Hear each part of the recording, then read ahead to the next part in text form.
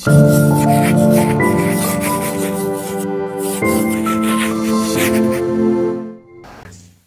दोस्तों, राय पब्लिकेशन के YouTube channel में आप सभी का स्वागत है। हम सब मिलकर राजस्थान की आर्थिक समीक्षा पढ़ रहे थे। 11 चैप्टरों में से अपन 7 चैप्टर पढ़ चुके थे विद रिवीजन की वीडियो। आज अपन इसी सीरीज में आगे बढ़ते हुए राजस्थान आर्थिक समीक्षा का 8वां चैप्टर पढ़ेंगे, जिसका नाम है बुनियादी सामाजिक सेवाएं, जिसमें आपके शिक्षा और स्वास्थ्य से रिलेटेड कुछ योजनाओं के बारे में आपको बता रखा है, जो आपके एग्जाम में रेगुलर पूछी जाती है। तो चलो देर न करते हुए आगे बढ़ते हैं।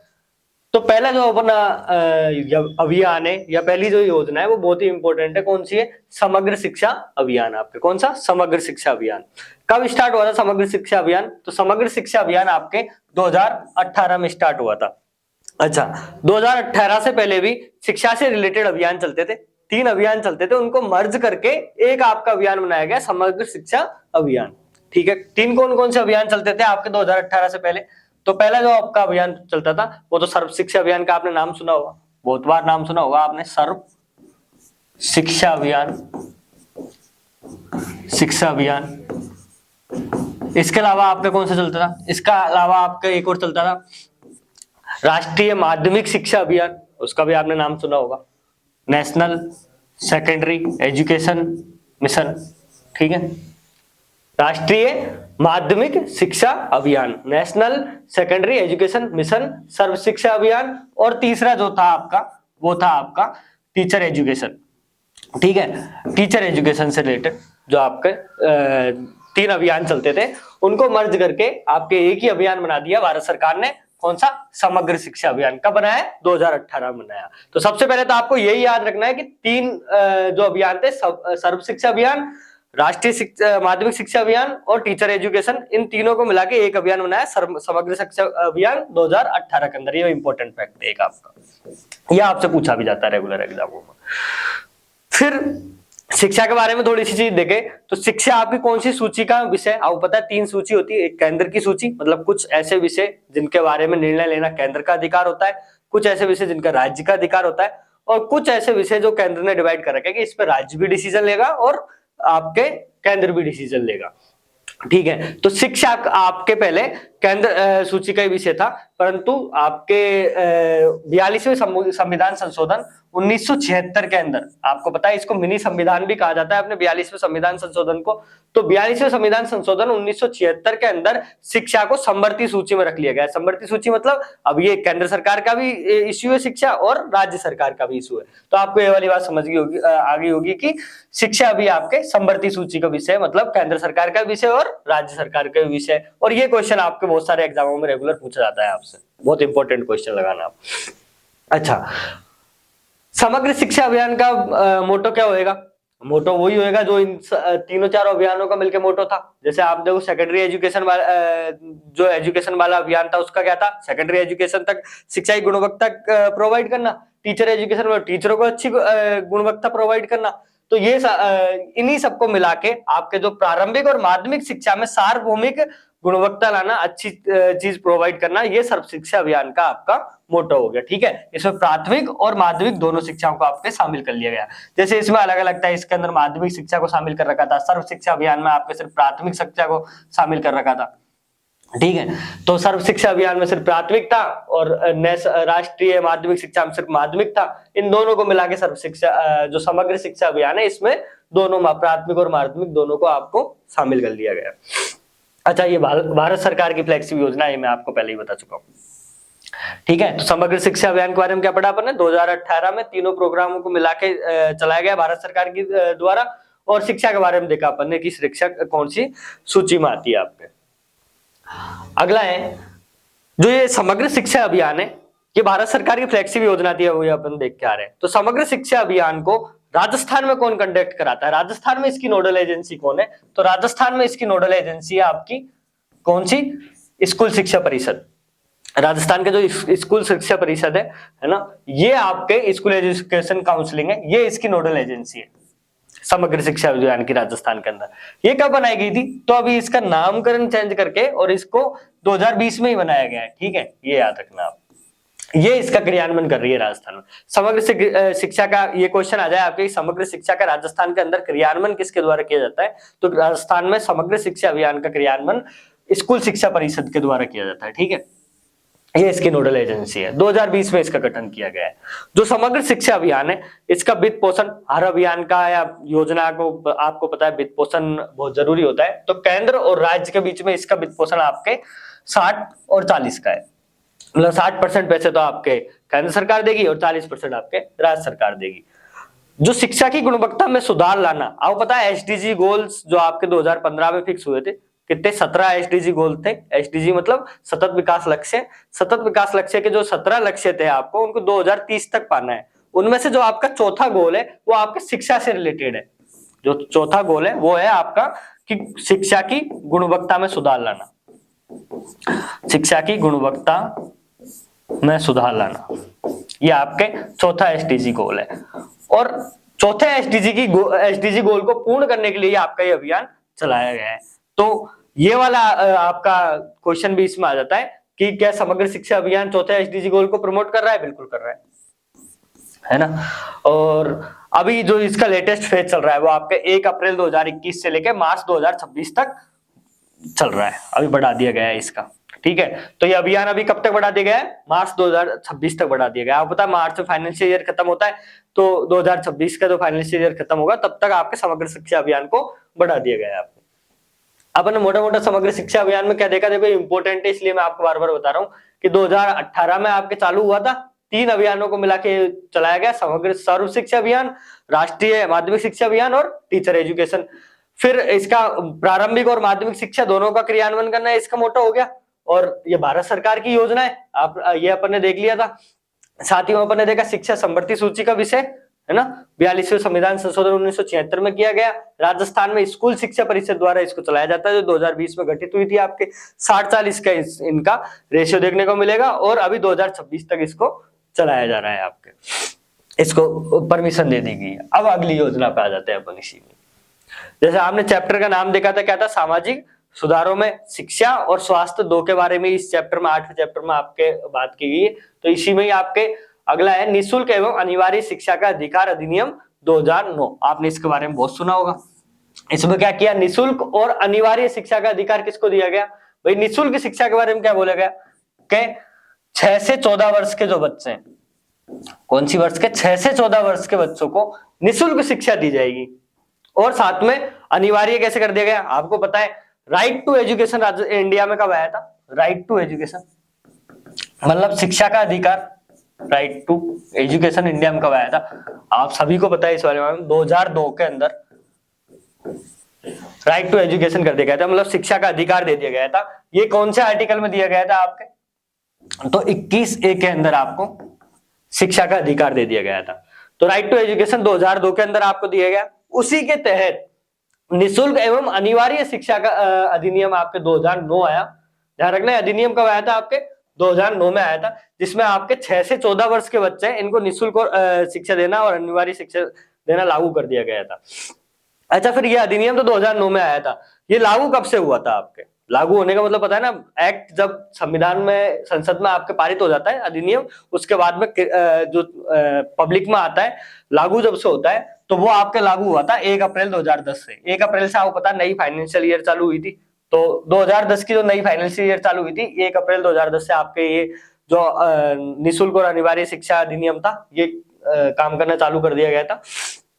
आपको पता है ये 6 से 14 वर्ष के बच्चों के लिए सबके अनिवार्य शिक्षा है। साथ ही में कमजोर वर्ग के जो बालक और बालिकाएं होती हैं, इनकी 25% सीटें इसमें आरक्षित कर दी गई थी। मतलब इसमें नहीं, हर स्कूल में, कोई भी एक स्कूल होएगा उसके अंदर 25% सीटें आरक्षित रहेगी कमजोर वर्ग के बालक और बालिकाओं के लिए। चाहे वो स्कूल शहर में कितना ही मॉडर्न स्कूल क्यों न हो, फिर भी 25% बच्चे उनको कमजोर वर्ग के लेने पड़ेंगे इस नियम के तहत। इसमें और भी बहुत सारे, आपको पता है इस नियम के अंदर कितनी धाराएं थी? टोटल 38 धाराएं। कितनी?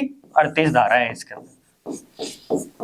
आपके इस नियम के अंदर 38 धाराएं। अच्छा, इससे रिलेटेड एक और बताऊं मैं, चलो राजस्थान में नियम कब अधिनियम कब लागू हुआ था? इसकी जो 38वीं धारा है ना, इस 38वीं धारा में यह है कि राज्य अपने हिसाब से इसमें चेंज कर सकता है। ठीक है, इस अधिनियम में। तो राजस्थान ने इसमें चेंज किया, निःशुल्क एवं अनिवार्य शिक्षा का अधिकार राजस्थान के लिए लेके आया। और ये कब लेके आया? 2011 में लेके आया राजस्थान। राजस्थान कब लेके आया नियम? राजस्थान में ये कब आया आपका अधिनियम? ये आपका आया 2011 के अंदर, ठीक है। तो निशुल्क राजस्थान निशुल्क एवं अनिवार्य शिक्षा का अधिकार 2011 के अंदर आपका आया, ठीक है। इसका नामकरण चेंज कर दिया गया था, कौन सी धारा के अकॉर्डिंग? 38वीं धारा के अकॉर्डिंग, और इसमें टोटल 38 ही धारा है आपके, ये ध्यान रखना आप, ये इंपॉर्टेंट है आपके लिए। तो इसमें भी अपन ने 2-3 चीज पढ़ी कि सबसे पहले निशुल्क एवं अनिवार्य शिक्षा का अधिकार कब आया? 2019 में, 2009 में आया आपके, और ये 2010 से आपके लागू हुआ। राजस्थान ने इसका पूर्ण 38वीं धारा के अकॉर्डिंग इसका पूरा नाम चेंज करके राजस्थान निशुल्क एवं अनिवार्य शिक्षा का अधिकार रखा, और ये कब रखा? आपके 2011 में रखा, ठीक है। इसमें 25% सीटें स्कूलों में कमजोर वर्ग के लिए रिजर्व की जाती है, और 6 से 14 वर्ष के बच्चों को आपको निःशुल्क शिक्षा प्रोवाइड की जाती है इसके अकॉर्डिंग। फिर आपके आते हैं स्वामी विवेकानंद राजकीय मॉडल स्कूल। ये राजस्थान गवर्नमेंट के स्कूल है, स्वामी विवेकानंद राजकीय मॉडल स्कूल। ये स्कूल आपके जैसे केवी केंद्रीय विद्यालय चलते हैं, नवोदय विद्यालय चलते हैं। नवोदय विद्यालय तो रेजिडेंशियल होते हैं, मेन रूप से केंद्रीय विद्यालय के रूप में आपके सीबीएसई के तर्ज पे राजस्थान में बनाए गए थे। अच्छा, थे ये हिंदी मीडियम स्कूल, ऐसे नहीं कि इंग्लिश मीडियम स्कूल है, वो महात्मा गांधी स्कूल है। ये आपके स्वामी विवेकानंद मॉडल स्कूल है, ये आपके हिंदी मीडियम स्कूल थे, पर ये सीबीएसई की तर्ज पे बेस पे थे, ठीक है। राजस्थान गवर्नमेंट ने चलाए थे। अभी ये वर्तमान में राजस्थान के 27 जिलों के 134 ब्लॉकों पे 134 ही विद्यालय काम कर रहे हैं, मतलब हर ब्लॉक लेवल पे एक हो गया आपके। 134 ब्लॉकों पे एक एक स्कूल है, 134 स्कूल है। टोटल कितने जिलों में है आपके स्वामी विवेकानंद स्कूल? तो 27 जिलों में है आपके, ठीक है। और टोटल 134 स्कूल है, ये याद रखना आपको मोटा मोटी। साथ ही में 14 जो विद्यालय हैं इनमें बालिका छात्रावास भी है, मतलब इन 34 स्कूलों में से 14 विद्यालयों के अंदर आपके बालिकाओं के लिए छात्रावास की भी सुविधा दे रखी है। इन स्कूलों के अंदर, स्वामी विवेकानंद स्कूलों के अंदर अभी एक योजना चल रही है, राजस्थान सरकार के द्वारा एक योजना चलाई जा रही है, क्लिक योजना। क्लिक योजनाओं के थ्रू इस स्कूल में पढ़ने वाले, मतलब स्वामी विवेकानंद मॉडल स्कूल में पढ़ने वाले बच्चों को कंप्यूटर का प्रशिक्षण दिया जा रहा है, मतलब कंप्यूटर से रिलेटेड नॉलेज दी जा रही है, जो अपनी नई शिक्षा नीति में भी अपन ने डाली है ना, उसके अकॉर्डिंग। तो ये जो क्लिक योजना है, आपसे क्वेश्चन पूछ ली क्लिक योजना किससे संबंधित है? तो क्लिक योजना स्वामी विवेकानंद राजकीय मॉडल स्कूलों से संबंधित है, जिसमें उनको वहां के बच्चों को कंप्यूटर का प्रशिक्षण दिया जा रहा है, ठीक है। ये इंपॉर्टेंट आप याद रखना। ये मैंने आपको बताया कि स्वामी विवेकानंद जो स्कूल है आपके, वो आपके सीबीएसई की तर्ज पे, ना कि आरबीएसई की तर्ज पे, ठीक है। सीबीएसई और आरबीएसई तो आप जानते हो, राजस्थान माध्यमिक शिक्षा बोर्ड वाला, और ये सेंट्रल का माध्यमिक शिक्षा बोर्ड है वो आपके। तो ये सीबीएसई की तर्ज पे बेस है आपके स्कूल। ये महात्मा गांधी स्कूल से अलग है, थोड़ा सा ध्यान रखना। फिर आते हैं आपके इंदिरा प्रियदर्शनी पुरस्कार। ये पुरस्कार आपके 2019-20 से चालू किए गए थे, ठीक है। इंदिरा प्रियदर्शनी पुरस्कार आपके सिर्फ जो छात्राएं होती हैं, लड़कियां जो होती हैं, उनको ही दिए जाते हैं। जो भी लड़कियां जिस जिले में टॉप करती हैं उनको दिया जाता है। अच्छा, कौन कौन सी क्लास की लड़कियां फिर टॉप करती है? 8वीं क्लास की, 10वीं क्लास की और 12वीं क्लास की लड़कियां अगर अपने जिले को टॉप करेगी, अव्वल करेगी, तो उनको सरकार पुरस्कृत करेगी। अच्छा, पुरस्कार के रूप में कितनी राशि देगी?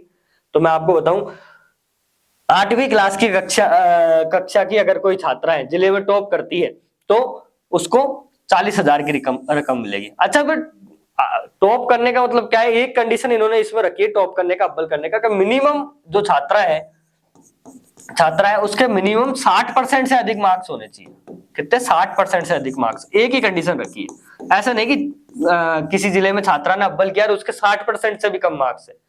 60% से मार्क्स अधिक होने चाहिए किसी छात्रा के, तब उनको ये पुरस्कार दिया जाएगा, इंदिरा गांधी प्रियदर्शनी पुरस्कार। इसमें 8वीं की छात्रा को आपको 40,000 रुपए दिए जाएंगे, जो 10वीं की छात्रा है उसको 75,000 और 12वीं की छात्रा को 1 लाख रुपए दिए जाएंगे पुरस्कार के रूप में। ये रकम जरूर आप याद रखना, 40,000 8वीं की को, 75,000 10वीं की को, और 12वीं में टॉप करने वाली को आपके 1 लाख। अच्छा, ये पुरस्कार मैं आपको यहाँ पे लिख देता हूँ। पुरस्कार आपको जिला लेवल पे टॉप करने पे, जिला स्तर पे टॉप करने पे मिलेंगे, ठीक है। जिला स्तर पे जो लड़कियां टॉप करेगी, छात्राएं जो टॉप करेगी, उनको मिलेंगे। और इंदिरा प्रियदर्शनी पुरस्कार आपके 2019-20 से चल रहे हैं। ये दिए कब जाते हैं? इंदिरा गांधी के जन्मदिन के दिन 19 नवंबर के दिन दिए जाते हैं आपको, ठीक है। इस दिन किसका? इंदिरा गांधी जी का आपके बर्थडे आता है, इसलिए 19 नवंबर को दिया जाता है। तो ठीक है, मोटा मोटी 3-4 फैक्ट देखे अपन ने इंदिरा प्रियदर्शनी पुरस्कार के बारे में। 19-20 में चालू हुए थे, 19 नवंबर को दिए जाते हैं आपके। 40,000 8वीं को, 75,000 10वीं को और 1 लाख 12वीं को दिए जाते हैं। जिला स्तर पे दिए जाते हैं और 60% मिनिमम मार्क्स होना जरूरी है। फिर आते हैं आपके महात्मा गांधी अंग्रेजी माध्यम विद्यालय। अभी अपन स्वामी विवेकानंद पढ़ के आए थे, वो आपके सीबीएसई की तर्ज पे थे, ठीक है, हिंदी मीडियम स्कूल थे परंतु सीबीएसई की तर्ज पे थे। ये महात्मा गांधी अंग्रेजी माध्यम विद्यालय आपके, ये इंग्लिश मीडियम के, और ये आरबीएसई के तर्ज पे, राजस्थान माध्यमिक शिक्षा बोर्ड की तर्ज पे। तो इनकी सबसे पहले बात तो आपको क्या याद रखनी है, ये आरबीएसई की तर्ज पे। अच्छा, उसमें शायद एक चीज मैं आपको बताना भूल गया कि ये चालू कब हुए थे आपके स्वामी विवेकानंद स्कूल, ये आपके 2014-15 में चालू हुए थे, 2014-15 में चालू हुए थे आपके, ठीक है। ये लिख लेना आप, एक इंपॉर्टेंट फैक्ट ये है इनके बारे में कि 2014-15 में आपके चालू हुए थे। फिर महात्मा गांधी स्कूल आपके 2019-20 में चालू हुए, आरबीएसई की तरफ से, मैंने बताया ये, इन दोनों को कंपेयर कर लेना। पहला जो महात्मा गांधी स्कूल है ये आपके मानसरोवर जयपुर में चालू हुआ। अच्छा, ये इंपॉर्टेंट क्यों हो जाते हैं अभी एग्जाम की दृष्टि से, आपको पता होगा कि राज्य सरकार कॉन्ट्रैक्ट बेसिस पे महात्मा गांधी विद्यालय में टीचरों की भर्ती ले रही है, उसमें 10,000 टीचरों की भर्तियों के ऊपर विवाद चल रहा है, कभी ये आ जाती है फिर विवाद में आ रही है, फिर तो मतलब अभी चर्चा का इश्यू बने हुए हैं आपके महात्मा गांधी अंग्रेजी माध्यम विद्यालय। तो जो चीज चर्चा में होती है वो क्वेश्चन में जरूर आती है। तो महात्मा गांधी अंग्रेजी माध्यम विद्यालय आपके कब से चालू हुए, 19-20 से चालू हुए आपके, ठीक है। पहला आपका महात्मा गांधी विद्यालय जयपुर मानसरोवर में खोला गया था, कन्वर्ट किया गया था मतलब, तो मानसरोवर जयपुर में पहला खोला गया था, और ये आरबीएसई के तर्ज पे आपके हैं, ठीक है। इनकी संख्याएं पहले पूछी जाती थी जब कम थी, अब इनके जो पुराने स्कूल है उनको महात्मा गांधी में कन्वर्ट किया जा रहा है, और टीचरों को भी ऐसे ही कन्वर्ट किया जा रहा है, तो फिर इनकी संख्या अभी कोई फिक्स भी नहीं है, ऐसा आर्थिक सर्वे में आपके दे भी नहीं रखा है। फिर आ जाते हैं अपन स्कूटी वितरण योजनाओं पे। आओ, पता है 2 स्कूटी वितरण योजनाएं राजस्थान में चलती है, तो दोनों जो वितरण योजनाएं, इनसे रेगुलर कोई ना कोई क्वेश्चन एग्जाम में पूछा जाता है। पहली है आपकी देवनारायण छात्रा स्कूटी वितरण योजना, ये आपके 2011-12 से चल रही है, ठीक है। एक है भीखाबाई वाली आपकी, कालीबाई, सॉरी भीखाबाई नहीं, कालीबाई वाली। तो देवनारायण छात्रा स्कूटी वितरण योजना ये आपके 2011-12 से चल रही है, ठीक है, 2011-12 चल रही है। इसमें अब देखो, देवनारायण जी अपन पढ़ते हैं, तो देवनारायण जी किसके, गुर्जर जाति के आराध्य देव है, किसके, गुर्जर जाति का आराध्य देव आपका। तो इसमें जो लाभार्थी होंगे, लाभार्थी कौन है इसमें, अच्छा पहली बात तो इसमें सिर्फ छात्राओं को ही लाभान्वित किया जाता है, ठीक है, ऐसे नहीं कि छात्रों को स्कूटी दी जाती है, सिर्फ छात्राओं को दी जाती है। तो एमबीसी वर्ग की जितनी भी छात्राएं उनको इसमें लाभान्वित किया जाता है, इस योजना के थ्रू स्कूटी का वितरण किया जाता है। एमबीसी में आपकी कौन कौन सी जाति शामिल होती है, गुर्जर, गडारिया, बंजारा और राइका, ठीक है, 4 जाति आपके शामिल है इसमें। कौन कौन सी, गुर्जर, गडरिया, बंजारा और राइका। इनकी जो छात्राएं, इनको लाभान्वित किया जाता है। अच्छा, लाभान्वित कैसे किया जाता है कि जिन भी छात्राओं के 12th में अगर 50% से ज्यादा मार्क्स आए, ठीक है, 12th क्लास के अंदर अगर कोई एमबीसी की छात्रा है, उसके 50% से अधिक मार्क्स आए तो उनको स्कूटी मिलती है इस योजना के थ्रू, ठीक है। और एमबीसी में कौन कौन सी 4 आपकी जातियों को शामिल किया गया है, ये ध्यान रखना। दूसरी इंपॉर्टेंट फैक्ट बात इसके अंदर जो है वो ये है कि इसमें आरबीएसई या सीबीएसई दोनों में से कोई से भी बोर्ड में आपके ये मार्क्स 12th में 50% से अधिक मार्क्स आए हो एमबीसी की छात्राओं के, तो वो दी जाती है। वहीं आपकी जो कालीबाई योजना अपन आगे पढ़ेंगे उसमें सिर्फ आरबीएसई की छात्राओं को ये योजना दी जाती है, तो ये जरूर आप याद रखना, इंपॉर्टेंट चीज है। इसमें क्या है, आपके आरबीएसई प्लस सीबीएसई दोनों छात्राओं को ये देवनारायण स्कूटी वितरण के थ्रू एमबीसी की जो छात्राएं होती है उनको स्कूटी दी जाती है आपका। अच्छा, इसकी एक शर्त भी है, शर्त क्या है कि परिवार की जो आय है वो आपके 2.5 लाख से कम होनी चाहिए, ठीक है, परिवार की आय, छात्रा के परिवार की आय आपके 2.5 लाख से कम होनी चाहिए। तो अपन ने क्या क्या पढ़ा देवनारायण छात्रा स्कूटी वितरण योजना में कि ये तो एमबीसी की जो छात्राएं होती है उनको दी जाती है। एमबीसी में 4 जातियों को शामिल किया रखा है, गुर्जर, गडरिया, बंजारा और राइका।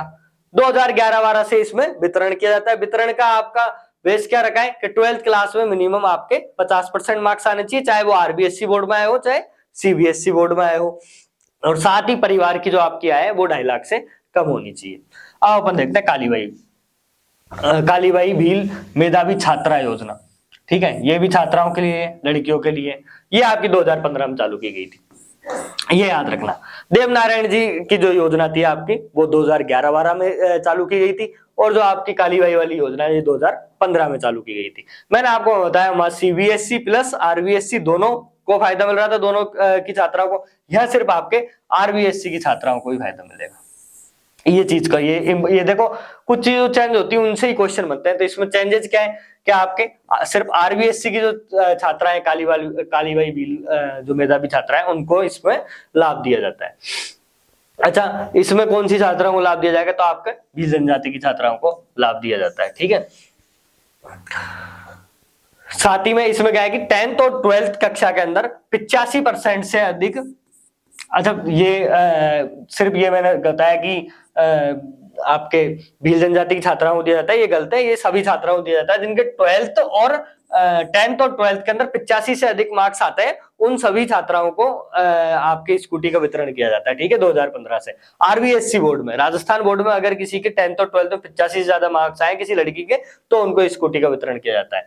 अच्छा, स्कूटियों का वितरण कितना किया जाता है, तो अभी जो बजट में घोषणा की गई है वो की गई है कि दोनों जो योजनाएं आपके कालीबाई वाली और देवनारायण वाली, दोनों को मिला के 30,000 स्कूटियों का वितरण किया जाएगा। कितनों का, 30,000 का। अच्छा, आर्थिक समीक्षा में तो 20,000 लिख रखा है, 10,000 प्लस 10,000, 10,000 प्लस 10,000 लिख रखा है आपके आर्थिक समीक्षा के अंदर, परंतु बजट में 10,000 की ओर घोषणा कर दी गई है। तो आपको दोनों ही चीज याद रखनी है। अगर ये पूछ ली जाएगी 2022-23 तक, तो 22-23 तक तो आपके 20,000 स्कूटियों की घोषणा की जाती थी, परंतु इस बजट में बोल दिया गया है कि 10,000 और स्कूटी दी जाएगी, तो मतलब टोटल 30,000 स्कूटियों का वितरण किया जाएगा। नेक्स्ट है आपके Rajiv Gandhi scholarship for academic excellence योजना। ठीक है, ये जो योजना है वो आपके जो भी छात्र बाहर से पढ़ाई करना चाहते हैं उनके लिए है कि अगर ऐसे राजस्थान के प्रतिवर्ष 200 छात्रों को बाहर विदेश में अच्छी यूनिवर्सिटियों में पढ़ने के लिए राज्य सरकार स्कॉलरशिप देगी। अच्छा, स्कॉलरशिप भी कितने की देगी, आपके 1 लाख। अगर कोई भी मेधावी छात्र मतलब एक्सीलेंट छात्र है कोई, और वो बाहर जाके कोई अच्छे विश्वविद्यालयों में पढ़ाई करना चाहता है। अच्छा, सरकार ने ऐसे विश्वविद्यालय फिक्स कर रखा है, ऐसे 150 विश्वविद्यालय, सीट्स 150 विश्वविद्यालय यूनिवर्सिटीज में अगर बाहर जाके पढ़ाई करना चाहता है तो सरकार उसको 1 लाख रुपए स्कॉलरशिप के रूप में देगी, और ऐसे सिर्फ 200 छात्रों को देगी। ये 200 छात्रों की संख्या आपके लिए इंपॉर्टेंट है, ये आपसे एग्जाम में बार बार पूछी जाती है। ठीक है, अच्छा ये योजना कब से चल रही है एक्सीलेंस वाली, तो ये आपके 2021 से चल रही है। ठीक है, 2021 से आपके राजीव गांधी स्कॉलरशिप योजना है, 200 छात्रों को दी जा रही है, 150 सीट्स यूनिवर्सिटी में एडमिशन लेने के लिए आपके दी जा रही है, 1 लाख रुपए इसमें उनको प्रोवाइड किए जा रहे हैं। नेक्स्ट आपकी योजना है निरोगी राजस्थान अभियान। निरोगी राजस्थान अभियान 18 दिसंबर 2019 से चल रहा है, और आपको ये डेट ही याद रखनी है। इसमें इंपॉर्टेंट फैक्ट आपका डेट है कि निरोगी राजस्थान अभियान है वो कब से चल रहा है। इसमें मुख्यमंत्री जी का बहुत ज्यादा फोकस रहता है। आपने देखा होगा स्वास्थ्य के ऊपर भी खूब सारी योजनाएं अपने राजस्थान में आती है। तो निरोगी राजस्थान अभियान आपके 18 दिसंबर 2019 से कार्यरत है। राजस्थान में 30 मेडिकल कॉलेज हैं, ये आपका फैक्ट लिख रखा था एक कि राजस्थान में अभी तक 30 मेडिकल कॉलेज है। मैंने इसको इसलिए उठा लिया कि आपको पता है कि इसी साल बजट में 3 नए मेडिकल कॉलेजों की ओर घोषणा हुई है। आपको ध्यान होगा बजट में घोषणा की है, तो ये चर्चा का विषय भी हो गया। 3 नए मेडिकल कॉलेज और कहाँ खुले, अब मतलब 33 जिलों में 33 मेडिकल कॉलेज है, और आपने हर जिले में एक मेडिकल कॉलेज करने वाला राजस्थान ऐसा भारत का पहला राज्य बनने जा रहा है। अब 3 नए जिले कौन कौन से हैं जिनमें मेडिकल कॉलेज की घोषणा हुई है, तो वो कौन कौन से है आपके, ये पहला तो आपका राजसमंद है, एक आपका प्रतापगढ़ है, ठीक है, और एक आपका जालोर है। आपके प्रतापगढ़, जालोर और राजसमंद के अंदर अभी 3 नए मेडिकल कॉलेज खुलने वाले हैं, और 30 मेडिकल कॉलेज पहले से ही है। तो टोटल मिलाकर अब कितने हो गए अपने, 33 हो गए, 33 मेडिकल कॉलेज हो गए, मतलब 33 ही जिले 33 ही मेडिकल कॉलेज है अभी वर्तमान में। तो ऐसे फ्यूचर में अगर जिले भी बढ़ गए तो फिर वो वाली बात अलग है, अभी प्रेजेंट की बात यही है। फिर आते हैं हमने स्वास्थ्य मित्र पे। आपको पता है प्रत्येक ग्राम पंचायत पे और शहरी वार्ड पे एक एक स्वास्थ्य मित्र की भर्ती की जा रही है सरकार के द्वारा। और अभी तक कितने स्वास्थ्य मित्रों की, अच्छा स्वास्थ्य मित्रों की भर्ती किस लिए की जा रही है, वही आसपास के लोगों को ध्यान रखने के लिए और इन सब स्वास्थ्य कार्यों पर ध्यान देने के लिए। तो अभी तक कुल गांवों में 82,955, मोटे मोटे में आप याद रखोगे तो 83,000 लगभग स्वास्थ्य मित्रों की जो नियुक्ति है वो तो आपके गांवों में की जा चुकी है अब तक, और शहरों में 14,373 स्वास्थ्य मित्रों की घोषणा आपके शहरों में की जा चुकी है। नेक्स्ट है आपके शुद्ध के लिए युद्ध अभियान। ठीक है, शुद्ध के लिए युद्ध अभियान अभी आपको पता होगा, हर बार अखबार में आती है कि जयपुर में इस वाली जो आपकी मिठाई की दुकान है उस पे इतने किलो दूध फर्जी पकड़ा गया यार। हर चीज के बारे में कुछ ना कुछ आपको मावा फर्जी मिला रही है। तो शुद्ध के लिए युद्ध अभियान आपके 26 अक्टूबर 2020 से चलाया गया। अच्छा, ये जो छोटे छोटे मैं अभियान बता रहा हूँ, राजस्थान निरोगी अभियान बताया मैंने आपको, उसकी भी डेट इंपॉर्टेंट है। वो कब चालू हुआ? दिसंबर 2019 में चालू हुआ, आपके 18 दिसंबर 2019 में। शुद्ध के लिए युद्ध अभियान आपके 26 अक्टूबर 2020 को चालू हुआ। इनमें ज्यादातर आपसे डेटा ही पूछी जाती है। शुद्ध के लिए युद्ध अभियान में क्या है कि शुद्ध खाद्य वस्तु उपलब्ध कराना ही इसका मेन मोटो हो गया। इसके थ्रू आपके 250 फूड सिक्योरिटी ऑफिसर्स की गवर्नमेंट ने पहले घोषणा कर दी थी पिछले बजट में, और इस वाले बजट में और गवर्नमेंट ने कहा कि हम 100 और नए फूड सिक्योरिटी ऑफिसर खोलेंगे, आप मतलब इनकी नियुक्ति करेंगे। ठीक है, तो इसी अभियान के अंदर इनको शामिल किया गया है। 250 की पहले कर दी थी, 100 की फूड सिक्योरिटी अभियान की इस बार घोषणा आपके करी है। नेक्स्ट है आपके चिरंजीवी स्वास्थ्य बीमा योजना। ये अपन ने 2-3 बार पहले भी पढ़ ली, फिर मैं आपको बता देता हूँ कि चिरंजीवी स्वास्थ्य बीमा योजना 1 मई 2021 को चालू हुई थी आपके, और सभी राजस्थान में सबको बताइए। इसके थ्रू आपके 25 लाख तक का स्वास्थ्य बीमा कवर किया जाता है। बजट में घोषणा की थी, पहले 10 लाख था, उसको बढ़ा के 25 लाख कर दिया। अच्छा, ये 21 में स्टार्ट हुई थी तब तो 5 लाख था, फिर बाद में इसको 10 लाख किया, अब बढ़ा के इसको 25 लाख कर दिया। अपन को इतना ही याद रखना कि 1 मई 2021 से चालू हुई थी, और अभी 25 लाख तक का स्वास्थ्य बीमा इसके थ्रू कवर किया जाता है। इसके लाभार्थी कौन कौन होंगे ये इंपॉर्टेंट है। तो इसके लाभार्थी में एसईसीसी का मैंने आपको बताया था 2011 में एक जनगणना हुई थी, सोशल और इकोनॉमिक कास्ट सेंसस हुआ था आपके। कौन सा? सोशल इकोनॉमिक कास्ट सेंसस हुआ था। उसके अनुसार जो परिवार उसमें शामिल है वो, साथ ही में एनईएफसी वाले परिवार की मैं बात कर सकते, महंगाई राहत पैकेज में भी आपके ऐसे परिवार वाले जो हैं इनको लाभ दिया गया था। ये है नेशनल फूड सिक्योरिटी एक्ट वाले परिवार। ठीक है, ये अलग अलग परिवार के कार्ड बने होते हैं इनमें। तो नेशनल फूड सिक्योरिटी एक्ट वाले परिवार, आपको वैसे मोटा मोटा इतना याद रखना है, एसईसीसी वाले परिवार, एनएफएसए वाले परिवार, सीमांत किसान और संविदा कर्मी, इन सभी को तो फ्री में छूट दी जाएगी। इसी के साथ इसमें ईडब्ल्यूएस वालों को भी शामिल कर लिया गया है। इस साल के बजट में घोषणा की गई है, इसलिए मैंने अलग से लिखा है कि इस साल से जो ईडब्ल्यूएस के लाभार्थी होंगे उनको भी निःशुल्क आपके चिरंजीवी स्वास्थ्य बीमा का लाभ मिलेगा। पर अब जो अभी भी कुछ लोग ऐसे हैं जो इन सब में नहीं आते, मतलब सीमांत किसान, संविदा कर्मी, एसईसीसी, एनएफएसए और ईडब्ल्यूएस में नहीं आते, तो उन लोगों को जो भी लोग बच गए उनको 850 रुपए का अपना एक रजिस्ट्रेशन कराना पड़ता है। उसके थ्रू इस योजना का, चिरंजीवी योजना का लाभ मिलता है। ठीक है, ये 850 की रकम है, याद रख लेना। आप 750 से लोग कंफ्यूज हो जाते हैं, मैंने देखा है बहुत बार। जो क्वेश्चन है उनमें यही चेंज किया जाता है। आपके 25 लाख तक का बीमा इसमें आपके कवर किया जाता है।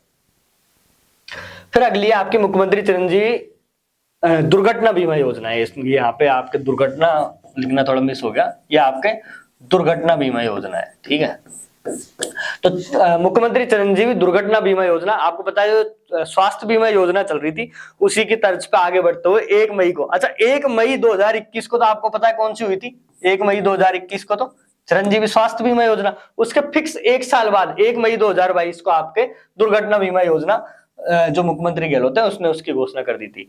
इसमें भी स्टार्टिंग में 5 लाख तक की दुर्घटना बीमा का ही वो किया था, परंतु इस साल के बजट में इस रकम को बढ़ाते हुए आपके कितना कर दिया? 10 लाख तक की दुर्घटना बीमा का आपको वो कर दिया कि अगर आपके कोई दुर्घटना में 10 लाख तक की जो चोट लगी है उसको रिकवर किया जा सकता है, उसका बीमा किया जा सकता है। तो ये अपने स्वास्थ्य और शिक्षा से रिलेटेड कुछ जो चैप्टर 8 था उसमें इंपॉर्टेंट योजनाएं थी, ये अपन ने देखी। इसी सीरीज में अपने 2 चैप्टर, एक चैप्टर 9 बचता है और 10 और 11 तो इतने ज्यादा अपने इंपॉर्टेंट होते नहीं है, राजस्व प्राप्ति और इनसे रिलेटेड कुछ डाटा होता है। तो 1 या 2 वीडियो और इसमें अपनी आर्थिक समीक्षा में आएगी, उसके बाद अपन एक क्वेश्चन सीरीज, रिवीजन सीरीज ले लेंगे, इसी के साथ अपनी आर्थिक समीक्षा समाप्त हो जाएगी। अगर आपको ये सीरीज पसंद आ रही हो तो प्लीज वीडियो को लाइक, शेयर और सब्सक्राइब करें। धन्यवाद।